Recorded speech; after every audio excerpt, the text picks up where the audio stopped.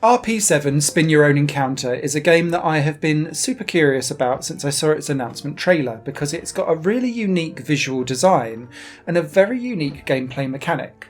The idea behind this is that you're playing an RPG through slot machines, and as you move through and progress through the world of RP7, you'll be spinning slots to see what encounters or trinkets or treasure or status effects or bosses or money you'll be collecting along the way. And it's entirely up to you whether you keep spinning and trying to see whether you want to make something better for you or potentially make something worse. It's a roguelike game, so it means that runs don't really have too much bearing on each other, but as you get better over the course of time, understanding what the balance of risk and reward is, you do eventually start to get further and further in the game, and some other little tiny help bits unlock over the course of time that can also help you out too. So, how does RP7 generally work? At the beginning of the game, you select your character, and there's only a couple currently in this early access release, but more are to be added later, and you'll start off in World or Zone 1. And what you'll do is automatically progress forward every couple of seconds, and that speed is really the difficulty of what you choose in RP7, and there's 5 different speeds you can choose from. And as you move forward each step, it's moving forward into the slot that's underneath. So if there's an enemy, for example, it will say underneath how much damage it's going to give you, either to your health or to your shield. But it will also generate money for you when you kill it. And so what you'll do is you'll press the button associated with the slot that you're currently looking at, so that you can then spin it again to either get rid of it if it's an enemy and maybe you want some money or some health or some shield instead, because every enemy encounter will automatically give you the damage that's associated with it underneath. Or it might be that you want to spin to win and get a treasure up or something. Quite often though, it will also spin things like poison chalices that will hurt you and give you several next steps of health problems. Or it could be that you spin an item which allows you, if you've already got that item, to upgrade it to its next level. Items that you can equip, and you can have about 7 of them, will have a level 1, 2 and 3 improvement ratio. And so again, there's a little bit of risk, reward and chance about what gets generated, but you can't keep spamming buttons to generate only health and shield potions, because then you don't generate any cash, which means you can't get any upgrades to your character over time. And this is what I mean about risk versus reward. How much are you going to cause trouble for yourself by spinning various different enemies that are going to hurt you upon every impact? Because it's a bit like an auto runner where you will get the damage, you can't avoid it essentially. But your items that you can then buy might mean that once every 6 steps you can recover a health, or once every 7 steps you recover a shield, or 10% of attacks can be dodged, or you might be able to attack an enemy either side of you 10% of the time. And that's where making sure that you kill enough enemies so that you generate enough cash so that you can then buy the different things in the chests, then improve your odds over time. Going back to the difficulty side of stuff, this is really where RP7 shines, because there's no real change to what types of enemies spawn. But depending on the speed of the game, that gives you more chance to spin each slot much more, so that you can set up a clear trajectory of what you expect to happen as you move from left to right and then bounce back right to left, then go left to right again. And quite often, particularly when you start to get into more complex enemies, boss battles are extremely prevalent at doing this. They'll cause attacks that will then change things as you start progressing across. So you're always having to think on the fly.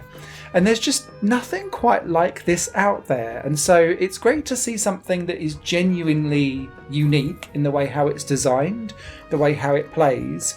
The control system does take a little bit of getting used to, I must admit. I started off with a controller where I'd move left and right with the analog stick, and then it would give me, I was playing with the Xbox controller, so you've got X, Y and B to kind of choose whether you want the central left or right slot that you're currently hovering over to change. But if you are used to rhythm games on a keyboard, you can lay out the buttons on your keyboard and really kind of spam away as if you're playing a rhythm game to some degree and get all of those slots running. And it means you're not just trapped to only changing 3 at one time. You can keep lots spiraling and scrolling and slot machining over the course of time. And that's really an advantage, I would say, because you can then stop pressing the things that you're happy with and kind of balance that. What do I kill versus what do I recover and heal from? Along the way, you'll also run into shops, which will then enable you to buy more items, upgrade some of your equipment, for example. There's hotels where you can rest and regenerate health too. And then the boss battles are randomly selected from a pool of bosses that you unlock over the course of time. And so some of the bosses require you to keep on running backwards and forth and hitting them on either side. Some of it might be that every time you cross them in the middle they do something, but as you hit them they'll keep on regenerating new things for you to slot out of by spinning the slot machines around so that you don't keep triggering all of their attacks. Bosses are really powerful, and only a couple of mistakes will mean that you're dead very quickly. And this brings me to really my only kind of mini criticism of RP7 in its current early access release. And this is a personal preference more than anything else. There's only a couple of things that really carry over from one run to another. And what I mean by that is that if you still have cash when you die from one run, you wake up back at your starter village with that cash remaining, but you can't. You have to spend it all in advance before you move on. And sometimes that means you might be able to buy 1 or 2 items and then go in and upgrade it so that you start off with slightly boosted stats. But there's not much, if anything, in terms of a meta progression to mean that you can always definitely get further over time.